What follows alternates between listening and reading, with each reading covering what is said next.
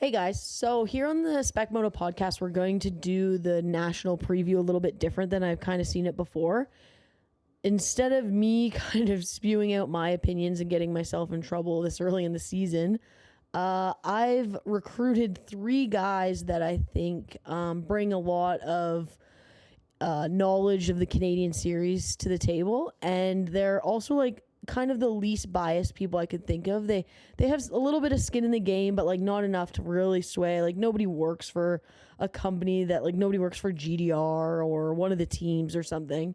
With the three guys being Liam O'Farrell, his bias is he is on the Priority MX team, but he has a ton of knowledge. He was on the broadcast last year. He pays attention. He knows what's going on, and he's a past pro racer, which is really cool that he's had the experience of running up front. And then next we have Charlie Johnston from CJR Suspension. He has a ton of knowledge, pays a lot of attention to what's going on, has a lot of bike knowledge, so he knows a lot of what's going on with the riders' bikes and has some insight there, which we really appreciate. And he's also a pro rider. Unfortunately, he's not lining up this year. We're pretty bummed about it, but maybe later in the season, we'll see. And then on the final guy we picked up would be Kyle Springman, who's part of Team Canada for the MXoN team. And he's also a past racer as well. I guess all three of them are racers, so they have that insight of just being on the track for 30 minutes and just being able to know what it takes. Having that is it makes a big difference, I think. And they're also all from across the country, so they all also have seen different preseason races. They've all seen different people grow up. So I think between the three of them, we have some good insight. And honestly, it's already been recorded. I've already done it, and I like how it turned out. It sounds they have some good opinions, and there's some spicy moments, but I think overall it's pretty good, and hopefully none of the riders are too mad at us. So the way we'll do it is I'll kind of just start it off and say the question that I asked all three of them, run through all three of their answers, and then move on to the next. So hope you enjoy. Thanks for listening. Let's start it off what the boys thought their 450 top fives were. First up, we have Charlie Johnston with his 450 top five. All right. So obviously for Canadians, you got to go Wright and Pettis. They seem to be the class of the field in general the last couple of years. And then after that, I have KTM's Hari Kulas, Ryder McNabb. And then I have a tie for that fifth place spot between Sebastian Racine and Tanner Ward. I think that's going to be pretty tight 3 to 5. I have a lot of respect for the MXGP guys, as you and I have talked before. And yeah, his U.S. results have been pretty good the last couple seasons as well. And I think he's a versatile rider as far as different track conditions that he's going to see up here. And he's on a really good program and bike. So I think that's all lending to kind of give him the nod. But that being said, of that top 5 group, speed-wise, I guess you'd classify them. I think McNabb is kind of the mystery in there. I could see him getting in there with the top guys, and I could also see him maybe sitting more closer to that 5th place spot if things aren't going well. But he's kind of the mystery to me of that top 5 that I think he's going to slot in there regardless. But if he's going to be at the sharp end or not, I think if things are going right and he's prepared and he's in a good spot mentally, he's going to be possibly a surprise this summer in that lead group. All right, here is Liam's top 5 450 riders. So obviously, we'll start with Dylan, because I think he is the fastest in the country. Just the last few years haven't quite gone his way, so he kind of needs to turn it around this year again and try to get back on the top step.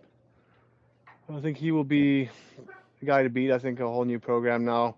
They've been focusing on the bike, making sure it doesn't have any issues again, because obviously that was a big factor last year, and then the year before the injury. So I think if he can stay clean from those two things, obviously I'd say he's probably the title favorite. And then Jess, I mean, he got how many wins last year? 5 out of the 8. So he's he's obviously really good. Obviously, he has issues too with the bike, and then that crash at Gopher put him out of the championship. Mhm. But yeah, Jess is obviously gonna be one of the favorites too, just with his. I mean, he's got a championship already. Mhm. I have heard some rumblings of him struggling with the bike this offseason, but we've heard that before. And then he comes out of round one and just has a lot of speed.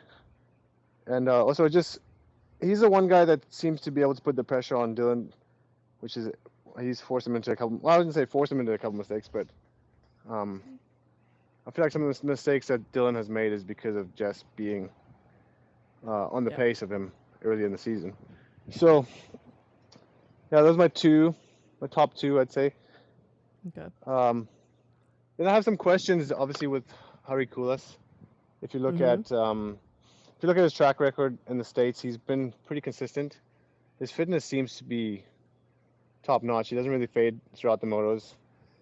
He's always around the top 10. Like I think he'll be like kind of like a Phil Nicoletti, maybe a bit faster, just because he's still like more in the scene, whereas Phil was kind of retired. So the only question I do have with him is coming to Canada and racing the Canadian Nationals.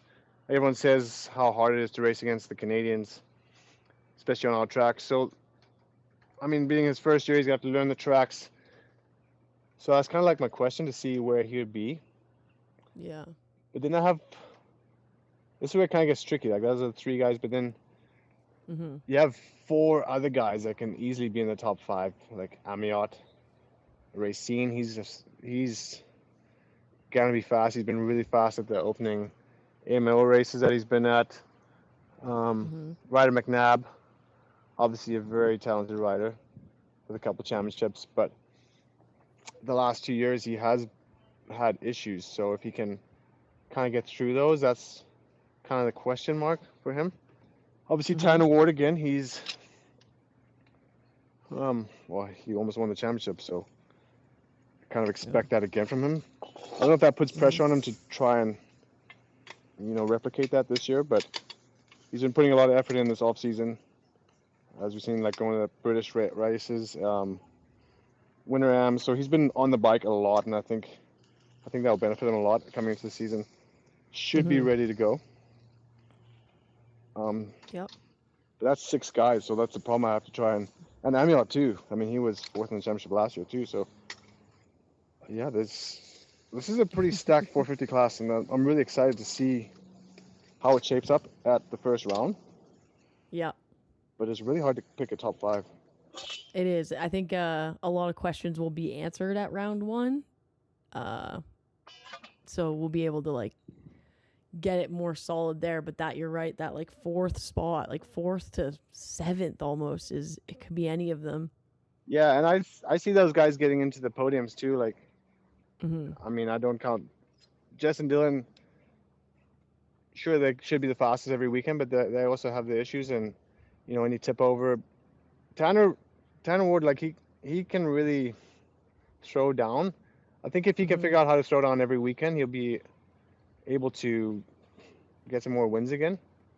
Yeah. Just sometimes like he has those bad races like Calgary last year. It was the first moto he was a bit off the pace, but he did pick it up second moto. So he's got to try avoid those to just stay in that championship hunt. And final top 5 450 predictions from Kyle Springman. Yeah, this is a tough one. Been going back and forth on this for a couple of days because no matter what way I shake this, somebody's probably going to be upset with me. But this is what I settled on. I'm going Dylan Wright with P1. I just think it's been a couple rough years. He's going to be so hungry to get it done, and I gotta go with Dylan. I think it's going to be super close again, down to the wire.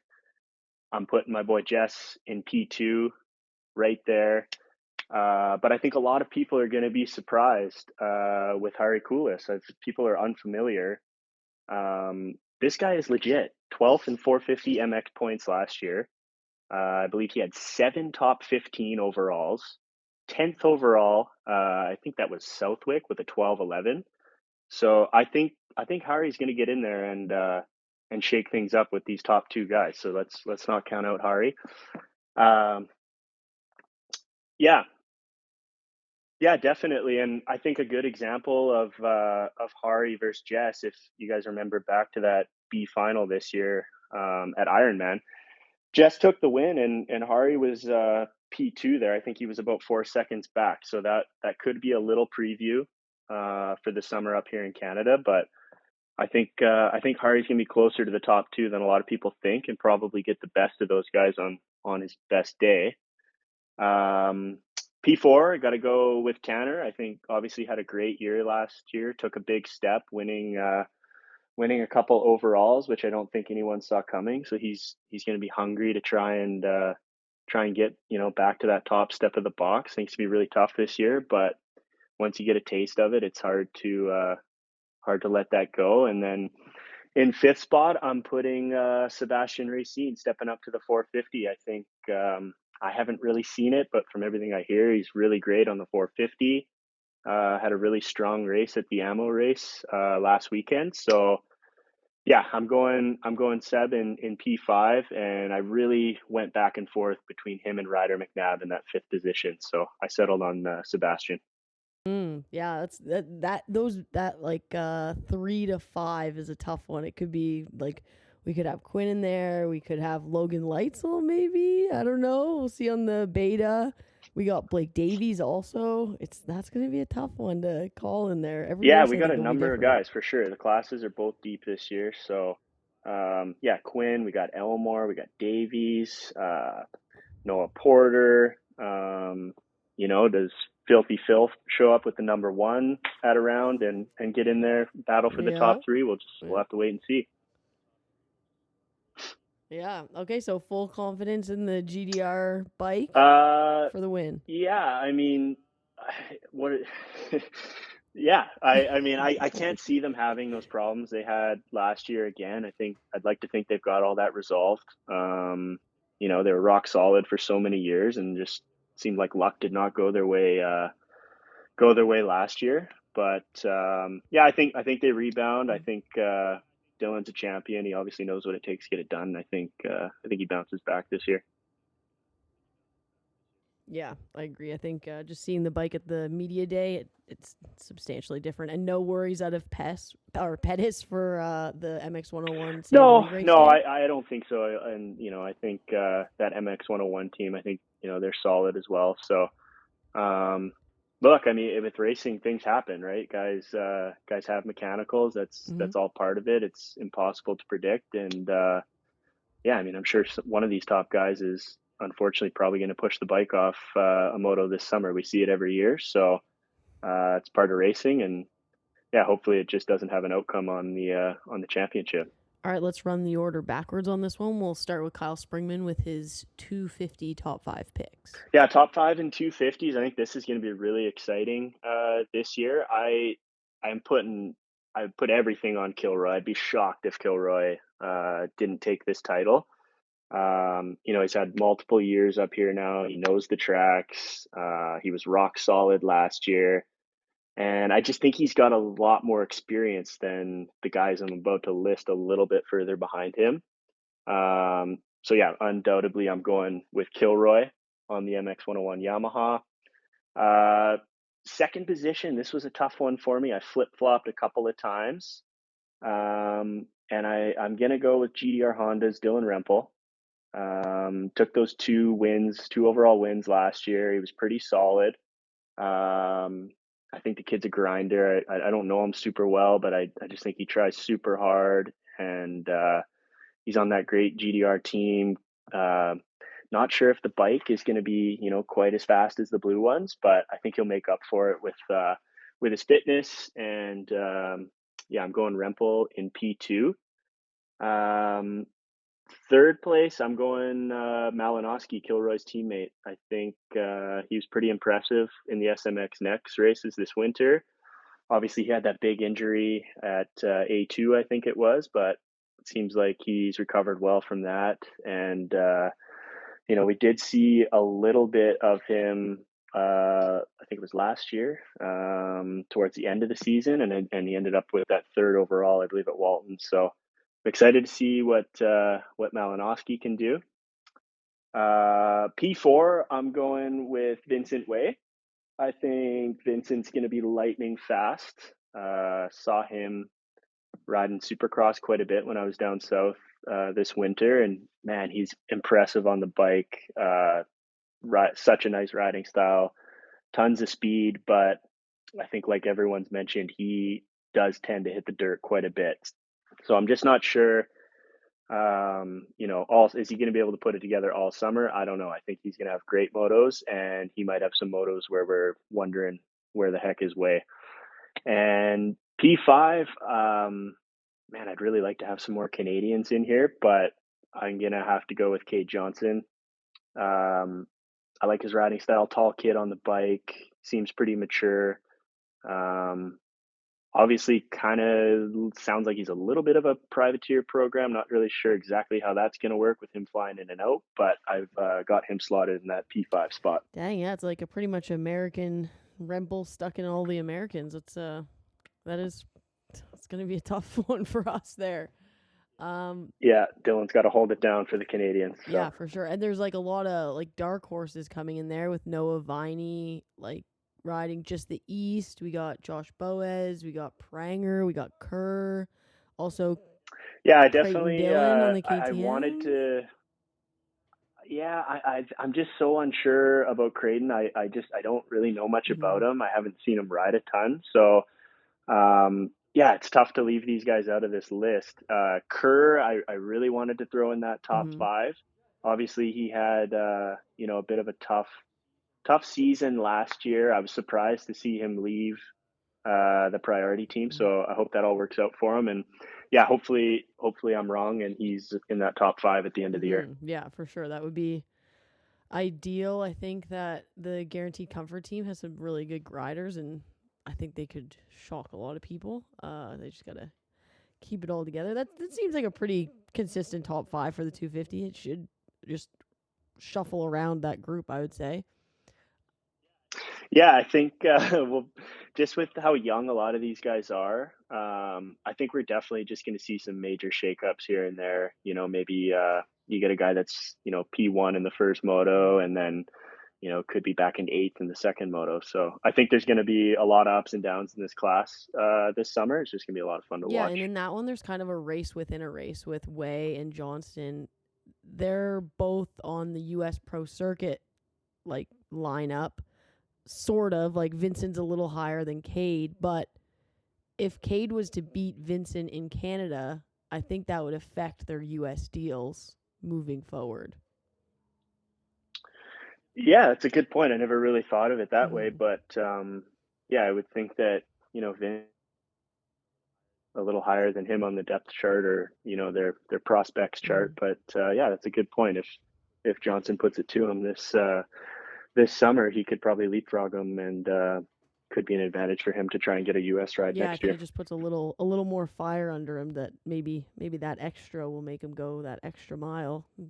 We'll hear from Liam O'Farrell with his 250 predictions. Yeah, again, another stacked class. I mean, obviously you got Kilroy, who just came off the championship.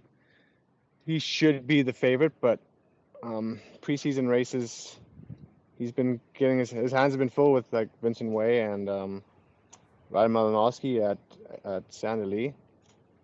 Even I think Wyatt Kerr Rempel and Wyatt Kerr were pretty close to him at Saint Denis. So yeah, you never know at these preseason races what these guys are putting out there, if they're putting out full effort or just trying to get used to the bikes. Yeah, because it's kind of testing time too. Try work out all the kinks before you go to the nationals. So yeah, I still think Kilroy, just because he is so consistent, he doesn't really make too many big mistakes. Then you got your Americans coming up to kind of the amateur rookies. Vincent Way, unreal speed, but he does have those crashes. So yeah, if you can try avoid those, but you never know like what those. I think he's got a few wins in him, but he could also have some really bad motos. Malinowski too, he's super fast too, but he's not the greatest at coming through the pack. So he might be a bit start dependent. I mean, I could be wrong. He's obviously picked up the speed a bit this year, so yeah, he might be able to come through that pack. But Cade Johnson. Yeah, I don't know much about Cade. Just another amateur with a lot of speed and skill. Just whether he can do the 30-minute motos and the full 8 rounds. But then you have your Canadian guys that I think I've got a lot of speed, like Wyatt Kerr. He should be strong. He's been putting a lot of work in this off season. I know he had that injury with his hand, but that was 6 weeks ago, so he should be healthy by round 1. I think he can be a podium threat week in, week out, as long as he can stay headstrong. Yeah. I blanked out on the other Canadians that I had. What about Creighton Dillon on the KTM? Oh yeah, Creighton. That's a tough one. That's like, I think, the biggest question mark. Yeah. Yeah, because I don't know how much time he did have on the bike in the off season. His focus is snowcross. But he was really good last year on that in the premix class. But he also raced Walton during the week, showed a lot of speed.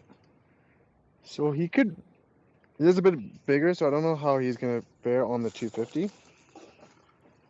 Yeah. That is gonna be a question mark. So I don't know if he has a lot of pressure, if he needs to just like block it out because he's a KTM guy this year, but yeah, that's the question. Is he's a KTM guy, and it's hard to doubt that program. Yeah. Like, I trust them, you know? Yeah, that bike seems solid. I mean, they took that risk with Rempel last year, and he came away with some really good results. So that changed his career, I would say. Yeah. Oh yeah, Rempel's not the one that I think he's really fast, and he's on that Honda team, which is close to his house too. So that's really convenient for him to get a lot of time and testing on that bike. I do think he's going to keep up that speed that he had. So, yeah, again, I've named more than 5. So it's tough to pick the 5 that you actually want. Rempel's like he's on the up too. He's so young, I think people forget. And then just thinking of him at Gopher last year, where everybody was like laying on the ground, inhaling water, and just trying to survive. Yeah. He was just standing cool as a cucumber. It's like, this kid's in shape. Like, he's in great shape. I mean, his track at home is very similar to Gopher, so he's really good in the sand. But he did have some really good rides on the hardpack tracks too. Yeah. He's, I think, a secret weapon there for sure. Yeah. Next up, we'll hear Charlie Johnston's 250 predictions. So 250 top 5. The first name I have written down that popped in my head immediately was Preston Kilroy. I think him being kind of the man amongst boys in the class and the most experience, he should be up there again for this championship, no problem. Judging by some of the preseason races, I have Ryder Malinowski next. His speed has been really impressive. Following that kind of trend, I think that it's going to be a bit of a surprise year with some of these U.S. amateurs coming up with Vincent Way and Cade Johnson. I have both listed in that top 5 as well. I think their speed from those amateur combines and SMX futures and all that stuff, like it's there, you can kind of see their lap times compared to the AMA pros at times being quite competitive, and I think their raw speed is going to be well within the top 5 this year. It'll be more their consistency, I think, at the end of the season, if it's going to end up being like a Drew Adams season, where at the time he was definitely, from a speed perspective, the fastest guy, but some mistakes and just Rama can kind of get in the way with these younger riders. So I think speed-wise, they're well within the top 5. And then I have Dylan Rempel as my last name in this top 5, but now he could be up at the front battling for the title, or maybe sitting more in that 4th, 5th spot, depending on how things go. Judging by his speed, just at a local race, we saw him at Calgary recently here, and I was super impressed. He was on a stock bike, just brought the bare minimum for parts, and he was getting terrible starts amongst a group of 450s and just blowing through the field. Really creative line selection. Like, I don't really think of him as a hard pack rider, and track conditions were very hard pack that day, and he really impressed me as far as just his pushing through the pack. And he was going up against some pretty stout names on a local race, and worked his way from about 10th to 2nd behind Dylan Wright in both motos. So I was really impressed. Yeah, for sure. I think that's a standard top 5. I think it's just gonna mix up all in there. Like I don't think any of them are like solid in the spots they're in. I think they're all gonna have good races and bad races because they are so young. Plays Yeah, into like I the think 250 class well. I agree. I think it's going to be kind of a put all those names in a jar and shake them up and dump them out each weekend. But Hmm. if I were to predict right now, I'd say Kilroy's name is going to be in the top 3 out of that 5 the most often, and that's going to lead him to the top of the championship again at the end of the season. He's got the speed, but he also has that maturity to keep things in line when it's not his day. He's willing to accept a third, where I'm not so sure, just judging by the Vincent Way experience we've had on SMX Next and combines, the speed is unbelievable, but maybe keeping it rubber side down isn't always the easiest thing for him. But who knows? And Like that's the maybe he same shows, case, yeah. Same finds a case with level of, Malinowski too. yeah, exactly. Or who knows, maybe this summer, like coming and racing this series, I think is really good for those guys to maybe find that level of consistency that's going to lead them into success in the future at the AMA level. All right, next up we'll get into the boys WMX predictions. For this one, we'll just let them run through, and I think you guys know their voices by now. You can tell which one's which. So here's the 3 guys WMX picks. Yeah, the WMX is really interesting this year with Jordan Jarvis Mhm. coming. She's extremely fast. So I kind of pick her to be the girl to beat, even though Jamie is coming off that championship. I think Jamie, she's got a good chance this year too because of being on the team now. There's less stress for her week to week. Like she had to get herself to the races last year, just her and her dad. I think, well, they made it work. I mean, obviously she got that championship, but yeah, honestly, just think with less stress, she has a good bike, a good program. So I do see her being able to challenge for that championship. And then we do have the Canadian girls coming up that really have shown a lot of speed and progression this off season. Kayla Kayer, Hannah Cole, Katrine, Brandy McCarty was really good at the sand tracks too. Yeah, so those girls to try and stick with the 2 Americans, I think they can if they've been working hard this off season. Just depends which one is going to come out on top out of those next 3 or 4 there. Yeah, the WMX class is very similar to the 450 class. We clearly have our top 2, I think, going in, but that like 3rd to 5th, 6th, 7th is very unpredictable. And I think the riders have changed so much from last year to this year.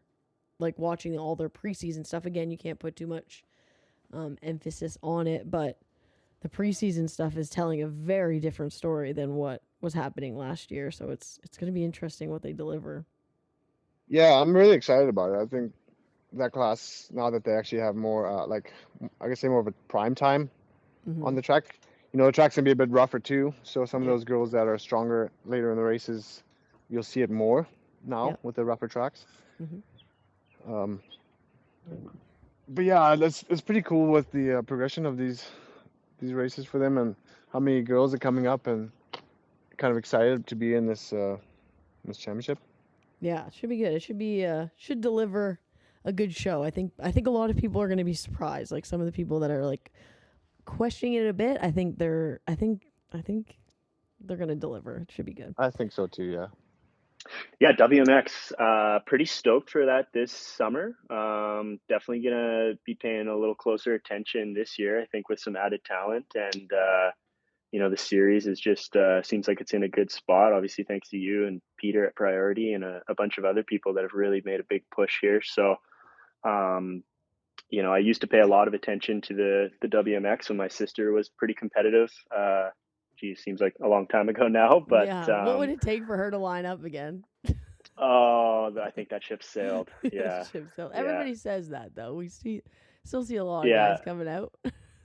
Yeah, I don't know. She's been on a bike maybe once a year for the past 4 or 5 years. So she was excited when she saw the Walton vet ladies class. So maybe we'll start there and then see if we can get her back full time next year. But Yeah, that'd be awesome. no, she started a family now, so I think there's a higher chance of seeing her little guy racing than you'll see her. But anyways, back to the order. I'm thinking people might think I'm a little bit crazy for this, but I'm going P1 with Jamie Astudillo. Did I say that correctly? Astudillo.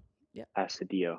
Yeah, the Priority MX bike. I think a lot of people have Jordan Jarvis slated as that number one spot, but just hearing from you and some other people that she's got a bit of a crazy plan with the travel schedules, flying in after the American races. Just knowing the logistics of this series, that makes me a little bit nervous. So I'm going Jamie P1. I'm going Jarvis with P2. And then I think it's going to be just crazy for that third spot every weekend. I think we could definitely see, a lot of different riders up on the podium. I'm going to go with Kaylee Kerr for P3. I think she's going to have a really solid season. Getting on the team is pretty cool. So she was solid last year, and on the podium every single round last year. So I wouldn't be surprised if we saw the same again this year. Okay. P4, I'm going Katrine Ferguson. Okay. Watched her a bit last year. Very impressed. Pretty aggressive on the bike. I just thought I thought she was awesome. I heard her rev the bike after the moto in Calgary, and I thought something terrible was happening. But she was just fired up. So let's hope we get to see a little bit of that again. Her motto, she constantly says, if it ain't sketchy, it ain't me. So she's committed. I like that. Okay, so let's keep our eyes on Ferguson here. Yeah. So, and then in the fifth spot, I am gonna go Hannah Cole. So that one's a bit of a toss up for me. I think there's a ton of ladies that could end up in that fifth spot. So I just I'm kind of guessing on that one, but I think she's gonna be really good. I heard T-Dags say that she's had a good off season. So let's go Hannah Cole P5. All right, sweet. It's pretty accurate top five again. I think it's gonna be the same as 250. I think it's gonna shake up. I love the spicy Jamie take. I think everybody is kind of picking Jordan, and Jamie's probably just boiling in the background like I'm coming. So that underdog is just gonna give her that extra spice. So if there's even one flight miss or one car rental problem, she's right there. Yeah, there's just very, very little room for error there with that schedule. So let's hope the airlines are on her side and everything goes smooth. And she's at every round. And I think it'll be pretty interesting because it's the first one that's going to be, the first two are the two that are overlapping, and the first one she doesn't get in till 2 a.m. So crazy. That's going to be crazy. So if there's any sort of delay, it's going to be a rush. Luckily, the Manitoba one, she'll land at 9, so she'll have time. But that first one, and then it just pretty far drive in Manitoba though. Yeah, 2.5 hour drive. So she'll probably get to the hotel around midnight, I'd say. So wow. Yeah. So if anything happens in those first 2 rounds, we've got a season. We've got a season.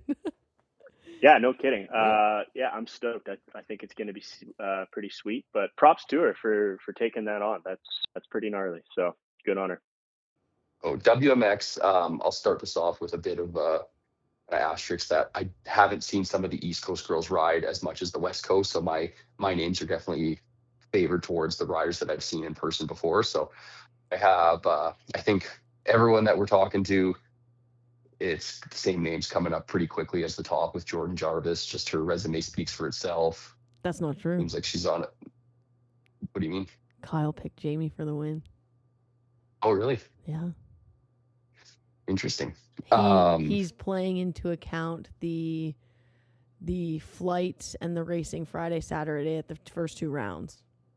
Well, if you would give me 2 seconds, I was just about to say the only thing that's going to disrupt this. Well, I think everybody knows this. Even she knows this. Yeah.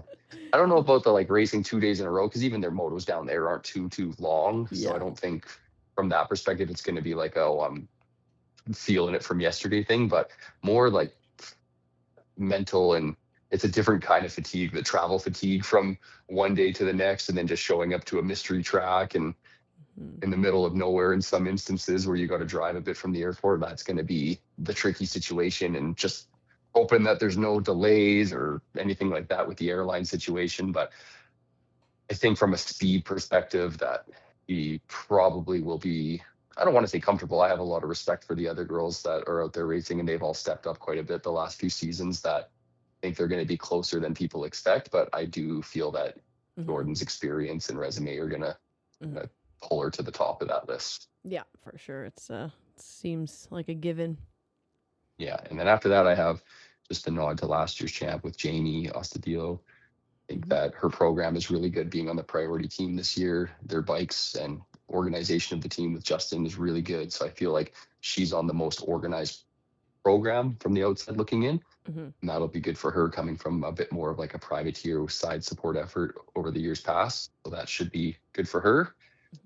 Mhm. And then the next 3 names I have here, I think there's going to be a lot of shuffling between them with Katrine Ferguson, Anna Cole, and Kaylee Kerr.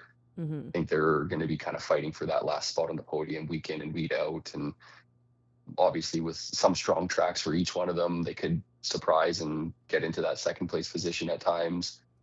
Other weekends might be kind of shuffling back to fifth.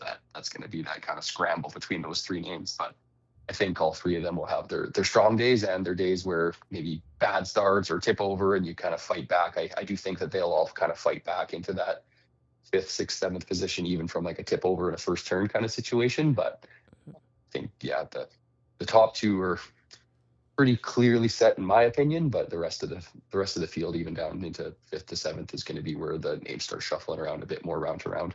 Yeah, I think overall, like the points in the end are going to be tight because, like you said, if there was a mistake on anybody's part, probably the furthest back they're going is 7th, and then a good moto could easily get you a 3rd. So keeping the points Totally. tight each round is going to make it exciting come Walton for the full series. Yeah, 100%.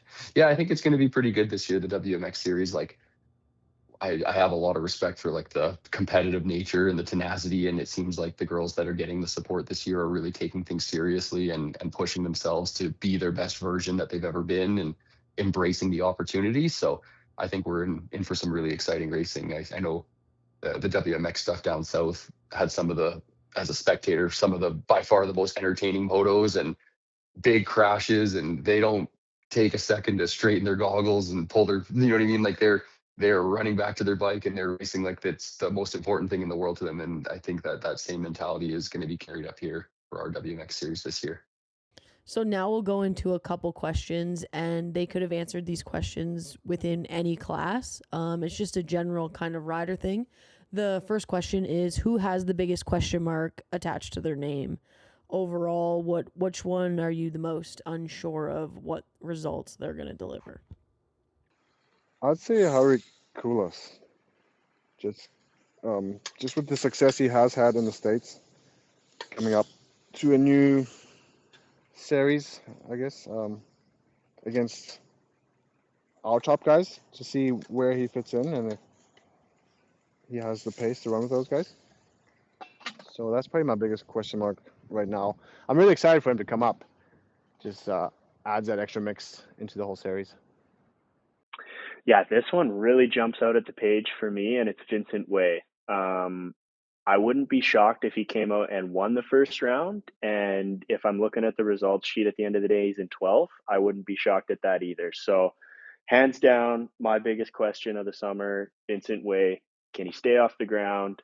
Will he be on the podium? Or is he going to be all over the place and just a really big learning summer for him? Oh, I have a 250 and a 450 biggest question mark.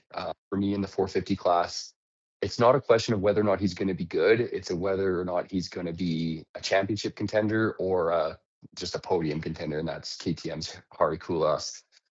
Like I said, I have a ton of respect for the MXGP based riders, and he's had a ton of success, all different series at all different types of tracks around the world. But I do think that our Canadian tracks, the prep and the bike setup and all that kind of stuff is very unique to our series. We've had some pretty good names from the US series show up over the years and not dominate the way that maybe they were anticipated to. With that being said, like I think he might be a surprise in the way that he can adapt to these different track conditions. He's on a really good program with the KTM effort. So, but yeah, my biggest question is he going to be mixing up with Dylan and Jess for the title, or is he going to be third and fourth, steady podium guy at the sharp end of the field, but maybe a little bit of a distance off those guys as far as loud speed goes? And then in the 250 class, my biggest question is if Vincent Way can keep it on two wheels the whole summer. I think from a speed perspective, these young kids like him and Malinowski and Kay Johnson are all going to be lightning fast at certain points. But yeah, Vincent especially, he's light. He's on a great bike. He's bringing his own equipment up, so we know that he's going to be on really good stuff. And probably going to be starting at the front of the field more times than not. So just seeing if he can overcome those little gremlins and demons that have haunted him the last couple of seasons. If he can, execute with good moto finishes throughout the whole summer, that consistency. Like I think if he can make that happen, he's going to be in it for the title at the end of this thing for sure.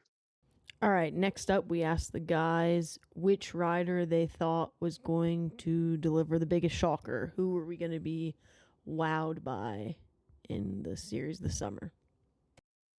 Yeah, I have my shocker as a positive one here. And I wrote down Blake Davies in the 450 class. I think last year, it's a little bit underrated how well he actually did. He was on that privateer program on a Triumph that, not for any fault of the teams, there just wasn't parts and information available to build a really stout 250F engine based off of that platform. So he was on a relatively stock bike, which being by far, I would say, the biggest guy in the class at over 200 pounds, he absolutely maximized what he had as far as equipment and a situation last year, getting on the podium a couple times and just overall really good finishes coming from the back of the pack. I think that kind of that summer of just eating roost and learning that racecraft in the 250 class at a disadvantage from the bike perspective is going to really lend well to him leading into this year, where he's on a solid 450 program where you don't need to go crazy as far as bike, like from the motor perspective. I think they run ECUs and a basic engine package, which is plenty for what you need up here in Canada. He's going to be pretty, I don't want to say a dark horse, because I think a lot of people know what kind of a talent he is. But yeah, I think this year you're seeing him as an amateur on a 450 at West Cans over the years and things like that, like just seeing how big of an improvement it was over his riding on a 250F at those points through a full winter of prep, getting ready to race on a 450. I think he's going to be really good this summer. Yeah, that's a great, that's a good shocker. Like, that's a good one. Yeah, I think he's gonna be in the fight a little bit more than most expect on the big bike. Yeah, he has a good mentality as far as like talking to him last year a few times, just about, not that he was struggling or anything like that, but just like, that he's at a disadvantage on his bike, and he was never like bummed or pissed off about it. It was just kind of, it is what it is. I'm going to make the most of it. And like I said, I think out of anyone on the field last year, he probably did the most with the least as far as the bike itself. So I think going into this year, where he's going to be on a much more even playing field from an equipment perspective, he should be really good. I actually got one, I think, for each class here. So this might be a shocker to some, it might not to others, but I think that some people are going to be shocked with Hari Kulis. I think there's going to be days where he can come out and potentially just beat Dylan and Jess straight up. And I think a lot of people are going to be surprised to see that. So 450 class, shocker. I think it doesn't happen until we get a little further east, but I would not be surprised if Kules comes out swinging, beats Dylan and Jess on his good days. And then I got one for the 250 class too, and this might be a super hot take, but I think that Jeremy Mackay gets on the podium at Deschambault. And I don't even know if we see Jeremy Mackay. I don't know if we only see him in Quebec. Who knows? This guy's a little bit of a mystery. We haven't seen him for a while, but he has been posting the Insta bangers, and I'm drinking the Kool-Aid. I'm going Jeremy Mackay, hits the box at Deschambault. Okay, I like it. And same, I think he's been painted as this like kind of villain and hasn't gotten a lot of support. Don't know the kid very well, but he can ride. Like he can for sure he could drop a bomb for sure. That would be interesting. I think Racine is gonna be sneaky good, just because I've seen him ride the 450 a lot of preseason races, even years prior, and he's really been strong on that 450.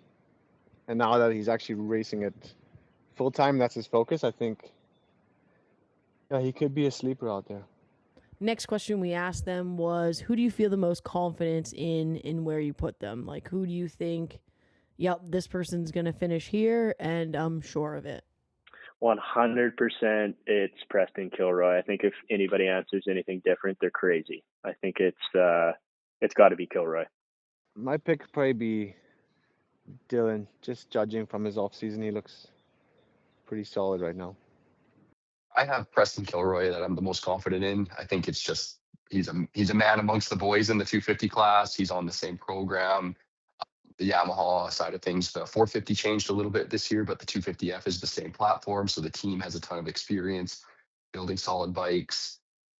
I think, yeah, if he comes in with the same mentality that he did last year and kind of, you can almost just see like you close your eyes when these guys go around the track, and a lot of these kids on 250Fs are overriding the bike and shifting late and revving the crap out of the things in the air, where Preston is the exact opposite. He rides that thing right in the right power. He's smooth. He's great on the hard pack. He's good in the sand. Like he's just so well-rounded and so experienced, and in my opinion, on one of the best is in that class where the bike and equipment is so important.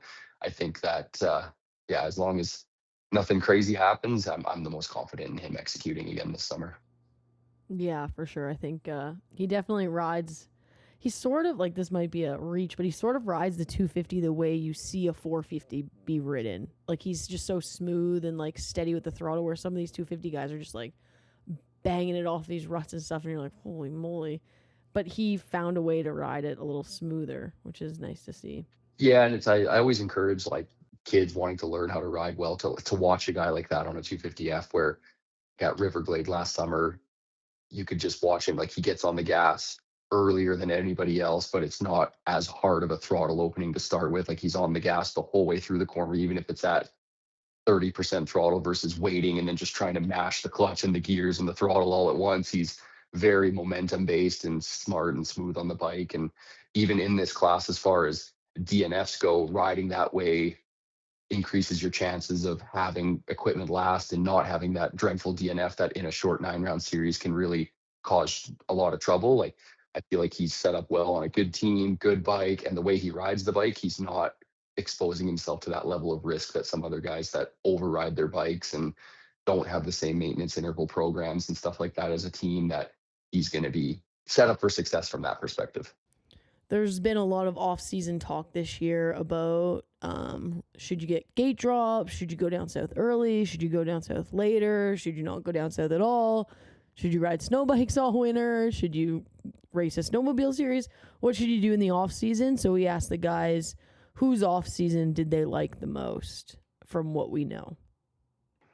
Well, actually, my teammates actually, Tanner and Quinn, they've been grinding away down south. They've spent a bit of time together. Actually, the whole team. We're based together up at Club MX, and I think that's really good for the team to be together, as long as they can keep that. I guess being the best rider on the team, if they can keep that aside and just work together as a team and keep grinding away like they have been, I think they'll show some good speed this year, especially Tanner, the second year on this team now. He should be more comfortable. And he seems to have had a really strong off season. So I think the GDR guys had a really good plan this year, coming from years past where they spent the majority of their time on the East Coast at either the Lawrence compound or other places that are in that kind of soil and track conditions. They decided to load up and head out to Mesquite for a while, it seemed like, and do some bike testing and development on both the engine and the chassis/suspension side of things. And with our tracks that we have up here in Canada, I've always kind of raised an eyebrow a little bit at the guys that go and spend their entire winter at like a Club MX or a Moto Sandbox or somewhere that's just like hardcore, deep East Coast conditions. Because we really don't see that even at our East Coast rounds. The tracks, just our level of riders, the amount of riders, the type of track prep, like we don't get that same deep, heavy soil, big, round, soft bumps. It's a lot more like shallow, oppy, chattery track conditions that we see in our series. And that's Mesquite to a T. So these guys spending a bit of time and doing some bike testing in a different soil condition, different kind of even like the dry air out there. Like I know they did a lot of ECU work and engine work out there with Chris Hymas this year. So I think that's going to really lend well to them for rounds like Calgary, Manitoba, Riverglade, even Walton. Like the tracks, like there's 4 out of the 9 tracks that are a harder based soil condition. I think that's really going to work well for them. And then after they were spent some time at Mesquite, then they went back to those East Coast conditions to kind of continue testing and develop settings for those kind of setups as well. So I like that compared to what I've seen in the past. And yeah, like obviously was probably the most public off season that we saw between the major players like Koulos and Pettis, and everyone else was relatively quiet. So without knowing and seeing what they did on a consistent basis, I think that the GDR boys obviously last year had their struggles, and it seems like they've really been proactive to get ahead of some of those things and develop new bike settings and new packages and different track conditions. So I think they're set up well for the types of tracks and conditions that we see in the Triple Crown Series tracks. Well, this is kind of a tough one to answer. I really liked what Tanner Ward went and did, obviously I think he beat himself up a little bit on his results from the MXoN. And to me, it seemed like, hey, he wanted to get more experience getting out of his comfort zone. And I think that's exactly what he did going over to race in England.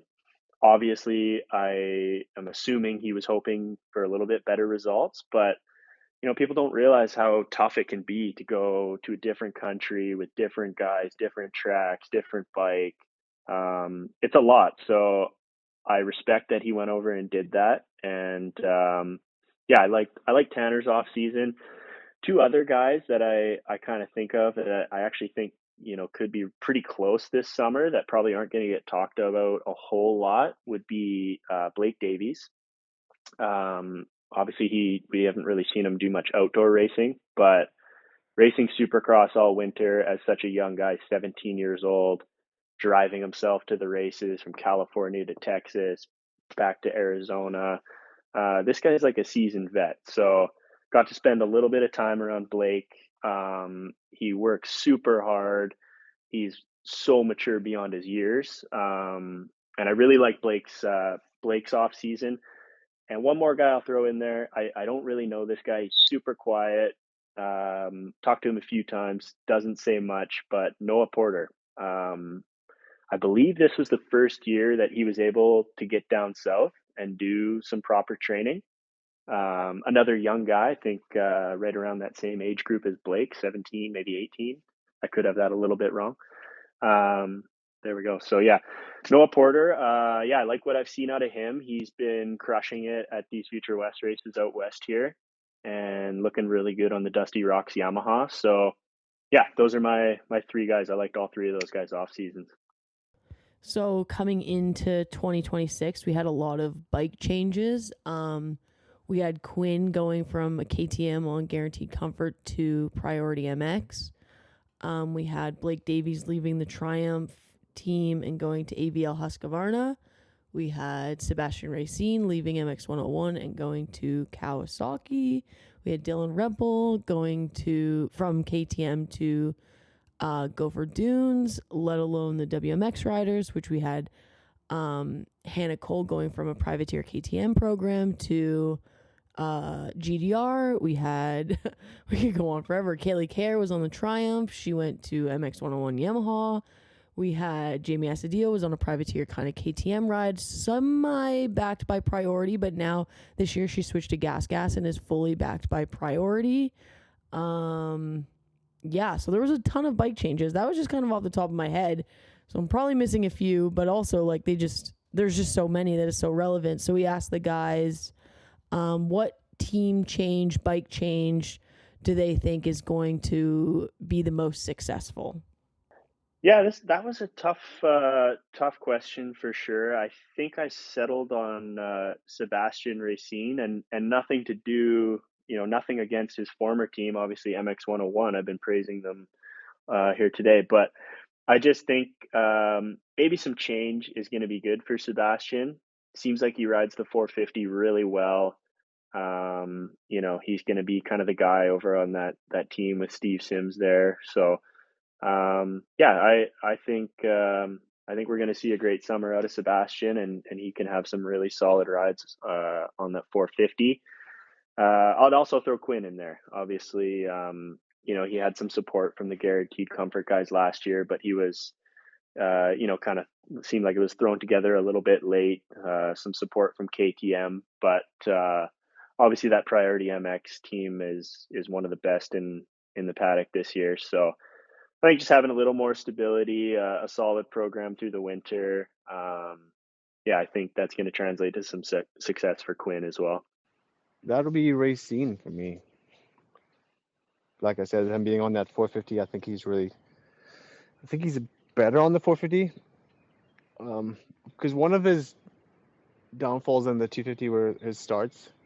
And hopefully he can figure that out with the 450. But I just think being the number one rider on that team, I think it'll be good for him. Just a nice change. Yeah, so I don't know how I would say it as far as like if it's going to be the most successful from numbers on the results sheet, but I think Quinn Amiot's move over to the Priority MX team is going to be the biggest step up of anybody that was in that top group last year. I think the class might be a bit more stacked this year, so he might ride just as good or better and then end up like last year. He landed on the podium a few times. That same type of day might be a fourth or a fifth this year with the way that the class is shaping up. But as far as kind of being under his own tent with he was off to the side with the Guaranteed guys on his own kind of bike and program a bit. I think going to the Priority team is a really good balance for him as a person. He's a laid back, likes to have fun kind of guy, where that team brings that factory team level of organization and bike prep and just having spare parts on the truck and relieving that stress and worry from that side of things. But obviously he's had a long time relationship with Justin. And I think that team isn't going to be so serious that it's going to take that level of fun away from it for Quinn, where I think doing the program on his own last year, he had a lot of fun in some perspectives and was kind of a loose and laid back mentality, which worked well for him, where being under one of the more corporate tents might not be as good of a fit for him as a team like Priority, where he's still going to have that freedom to be himself and not take things too seriously from some perspectives and focus on what makes him ride well, which is kind of that fun, laid back atmosphere that he's built for himself over the years. We're almost done with all the questions here. The next one up was, who do you think has the most pressure on them based on the last couple years? Who is expected to deliver in 2026? But just in general, I have the GDR team is from a 1,000-foot view, the optics of everything. They're probably under the most pressure to correct the things that were happening last year. And I know they faced down multiple things that they thought were the solution, and then it ended up being something different. And they just kind of worked their way down the chain of events in certain ways to figure out exactly what was going on last year. I think it sounds like they've really put in the work. They seem like they're confident in the bikes and the program and the riders prep this year, that I would anticipate things are going to go a lot better than last year. It can't really get too much worse from certain perspectives. So I think they're under a lot of pressure, like from fans watching in. I'm sure corporate Honda wasn't super pumped with how things were going at certain points last year. So that being said, like I do believe that they have a lot of things figured out and it'll be a much better season. But yeah, if they another season like that, I'm sure they're under the gun for correcting a lot of things. So yeah, and also like kudos to them for also not shying away from it. They've been very vocal, like those last 2 years and definitely last year was not good, and here's what we've done to change it. At their media day, they were very clear that there was changes made and that's not going to happen again. So obviously they are aware of it and they're not shying away from it, and that's respectable. Yeah, 100%. And honestly, it's one of those things where they're not the only ones going through that. I think that they just had the worst luck as far as everything being such a public display of those problems last year, where you know how it is. You hear rumors of this guy had a bike blow up off a jump this week, and this guy had a big crash this week, and this guy, the parts aren't showing up for this team here. And when you see everything set up and the bikes are under the tent on Sunday mornings, there's a lot going on behind the scenes with all these teams that none of them are as clean and cut and organized as we think, where unfortunately their issues last year just ended up being so publicly seen that it probably made it look worse than it was at times to compare to everybody else. Like, everyone loves to poke fun and kick people while they're down, which is unfortunate with some of this stuff, but it was good that they ended up, yeah, I think this year the amount of changes that they've made, they'll have a much better season going and get that pressure off of them. Kilroy. Just it's hard to, that number one plate's heavy. You want to obviously defend it, but like it's a tough mindset having that number one plate. Like you want to be the best, and you gotta believe it, but there's so many people that are hungry to try and take that away from you, and it's a tough. They do say defending a championship's really difficult, so yeah, I feel like he's got quite a bit of pressure.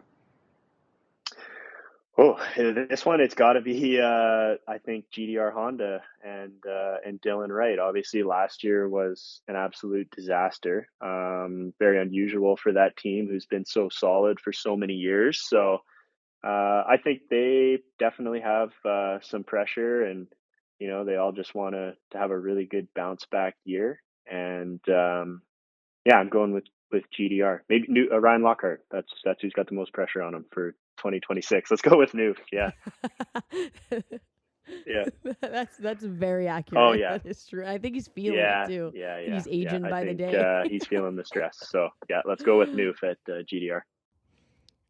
With the 2026 series having 8 rounds again, 8 similar, just one change of the tracks, returning to Pilot Mound. We asked the guy which race are they looking forward to most, and luckily all 3 of them gave us a different answer on this one. So I will be at Gopher Dunes this year, which I've never been there before, and I'm really excited to see the track, the facility, just type of racing when it's a deep, gnarly sand track that is unlike. It's kind of the most unique track on the circuit from that perspective. So for me personally, that's the one I'm most excited about this year. Walton. I just I'm hoping that both classes or all 3 are still in championship battles. That would be ideal. But I'm just looking forward to, well, now that the Keys family has taken over, I'm really excited to see the changes that they've made, to the track, the infrastructure. Like, I'm sure you've seen that video. Everything looks really good. I'm just excited to see what Kyle and the family can have done. Yeah, for sure. It looks like it leveled up. It's going to be exciting to go there. And it's so far away still. Like, they still got so much time to do even more, which is like, we could drop the gate there next week if we wanted. Yeah, I'm actually going up there soon to do some HVAC work, so I'll get to see quite a bit. Yeah, I'm pretty excited. Going to be up there for pretty much a week, just working around the shop and the track. So I'll get to see the ins and outs and see what they're doing. This is a bittersweet one, but I'm going with round 1 at Calgary. Obviously, it seems like, and you would probably know this. I don't know if that's confirmed, the last one ever. Yep. So, last one ever. Yeah, I think that's gonna be a great race. Obviously, it's been such a staple on our series for as long as I can remember, and I can't remember missing a Calgary. So, just booked my flights today. I'm stoked to get there, and I wasn't going to miss the last one ever. So it's the most convenient stop on the tour as far as track being right downtown. Everyone stays, at the hotel at the Blackfoot there. It's walking distance. A lot of hype for the series. All the mechanics are in the pub the night before, the night after. So yeah, that one's it's a lot of fun, and yeah, it's gonna be a little bittersweet probably leaving the track after round 1, because we're not going back. Yeah, it's gonna be a tough one for sure. Hopefully it goes out with a bang. We got good track room, we got good turnout, we got lots of good racing. I think that would be the best way to send it out. Yeah, let's hope we get some finger guns again. Yeah. You know, it was firing last year. It was so spicy. let's bring that heat again. Let's get an exciting Calgary one more time. All right, so all these questions I actually sent to the boys before we recorded, so I let them like prep a little, so we had a little less ums and ahs, and I just took care of those. The one question I didn't send them, and I wanted to catch them off guard and just kind of put them on the spot, was if we had to send a Team Canada to MXoN tomorrow, the way the drama lays, the way the bikes are right now, the way the riders' injuries are right now, who would you send? And we got some good answers. Yeah, put me on the spot. If they're going tomorrow, I'm going Dylan Wright, MX1, Jess Pettis, the Open MX3 class, and